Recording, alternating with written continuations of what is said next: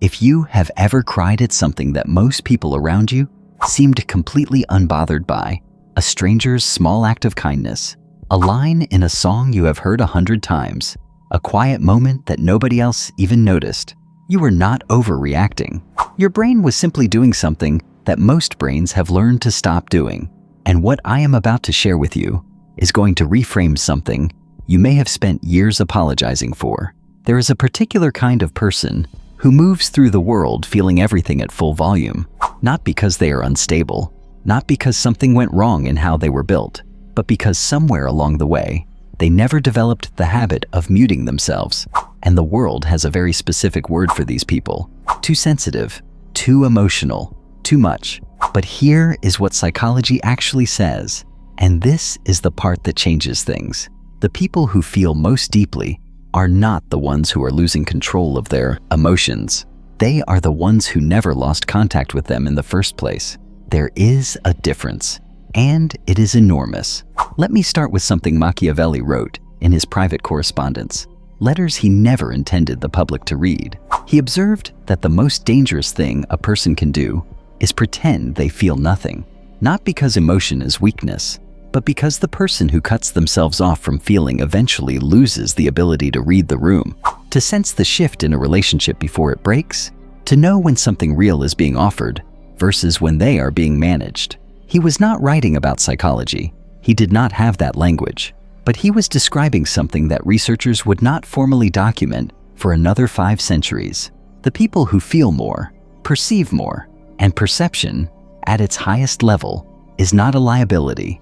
It is a survival advantage.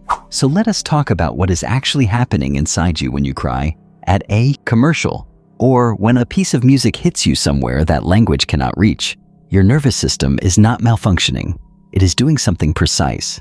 Psychologists who study what is called heightened emotional sensitivity have found that roughly 1 in 5 people process emotional information differently from the majority. Their nervous systems register signals faster, more completely, and with significantly less filtering between the raw experience and the conscious awareness of it. Most people have what researchers describe as an emotional buffer. Something happens, the brain intercepts it, softens the edges, and delivers a manageable version to your awareness, a kind of internal dimmer switch. For you, that dimmer switch is either set differently or barely used at all. This means that when something carries emotional weight, genuine weight, you feel the full version, not an edited copy, not a compressed file, the original.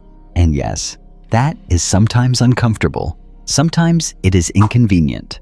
Sometimes it happens in front of people who do not understand it and will not try to. But it is not a flaw in the system. It is the system working at higher resolution. Now, I want to address something that almost nobody talks about honestly. The people in your life who have told you that you are too sensitive, what were they actually saying? Because here is what the research consistently shows. When someone labels another person's emotional expression as excessive, it is rarely an objective assessment. It is almost always a reflection of their own relationship with emotion. Psychologists call this emotional projection. When your openness with feeling makes someone else uncomfortable, the discomfort belongs to them. What you are expressing is something they have spent considerable energy learning to suppress, and your willingness to feel it openly surfaces something they would prefer to keep buried. So they redirect. They call it drama. They call it instability. They call it being too much. What they are actually saying is, your emotional honesty is showing me something about myself that I am not ready to look at. That is not your problem to solve. Let us go deeper into what crying actually is, because this is where most people have been given completely wrong information.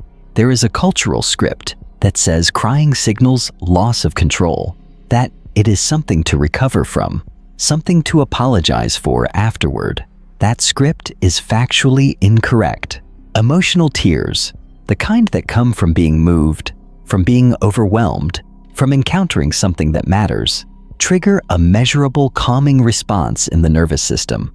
They activate pathways that help regulate the body's stress response. Some researchers have described them as the body's most efficient emotional reset mechanism. The people who cry regularly do not have weaker emotional systems. Studies suggest they tend to carry lower baseline levels of chronic stress. They are not storing what they feel. They are processing it in real time. Your tears are not a breakdown. They are maintenance. And there is something else that almost nobody acknowledges. Crying is one of the fastest ways to learn who is safe. When you allow yourself to feel openly in front of someone, you find out very quickly whether that person can hold space for a real human moment or whether they need you to perform composure for their comfort. The people who can sit with your emotion without rushing to fix it, dismiss it, or make it about themselves, those are the people worth building anything with. Your sensitivity is not driving the wrong people away. It is filtering them out before they cost you more. Now, let us talk about resilience. Because this is the part that tends to surprise people. There is a common assumption that emotional people are fragile, that the ease with which they feel things means they will break under pressure. The opposite is far more accurate. When emotions are expressed, they do not accumulate. The internal pressure stays manageable.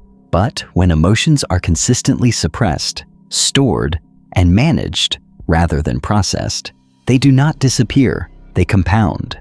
Research has linked long-term emotional suppression not only with psychological strain, but with measurable physical health consequences. The body keeps a record of what the mind refuses to feel. The person who cries when they need to is not demonstrating that they cannot handle intensity. They are demonstrating that they have an exit valve, that they do not let things build until the only option is collapse. Your emotional capacity is not smaller than other people's. It is actively regulated. What looks like falling apart to someone on the outside is often, from the inside, something far more deliberate. Something that looks a lot like knowing yourself well enough to know what you need. There is a fifth dimension to this that I think deserves its own moment. Sometimes emotions arrive before language does. You feel something before you can name it. Your eyes fill before you have finished processing why. Your body responds to meaning before your mind has constructed the thought. This is not a malfunction. This is the nervous system doing something elegant. It is registering significance faster than conscious thought can track. The tears, the tightness in the chest, the sudden catch in the breath, these are not random. They are signals. They are your system flagging something as important before your analytical mind has had time to evaluate it. Neuroscience has documented this gap between emotional processing and conscious awareness. For most people, by the time awareness catches up, the emotional signal has already been filtered and softened. For you, awareness arrives while the signal is still at full strength. That is why you feel things others seem to miss. You are not imagining more significance than exists. You are catching it before it fades. We live in a world that has built enormous infrastructure around not feeling. Busyness, screens, substances, noise, speed. There are 1,000 ways to stay ahead of your own emotional experience so that it never quite catches up to you. Most people have mastered several of them without even being aware that is what they are doing. You did not master them, or you tried, and it did not take, or you looked at that path, and something in you refused it. And because of that refusal, you have stayed connected to something that is genuinely rare, the full range, the beauty and the grief, and the absurdity and the tenderness, and the weight of being a person in a world that is constantly asking you to feel less so that everyone around you can be more comfortable. You did not agree to that bargain. That took something, whether or not you have ever thought of it that way. So the next time someone looks at your tears and asks if you are okay in that tone, the one that really means, can you please stop? I want you to remember this. You are not broken. You are not failing at emotional regulation. You are not too much for the right spaces and the right people. You are experiencing life without the filters that most people installed so early they forgot they were optional. And while the world keeps rewarding distance and calling it maturity, you have stayed close to what is real. That is not weakness dressed up in sensitivity. That is a form of courage that does not get named often enough. I want to ask you something directly before you go. Are you someone who cries easily and has made a kind of peace with it? Or are you someone who almost never cries and has started to wonder what that costs you? Tell me in the comments. One honest sentence. No explanation required. The people who answer tend to find something in the responses they were not expecting. If this reached you at the right moment, this channel exists for exactly that. Not surface motivations, not generic advice dressed up in psychology language. The actual mechanics of why you feel what you feel, why you respond the way you respond, why certain things move you and others do not. Explained in a way that gives you something real to hold on to. Subscribe. Because what we cover next goes even deeper into the psychology of people who feel everything and what that sensitivity is actually protecting them from. That one is going to stay with you.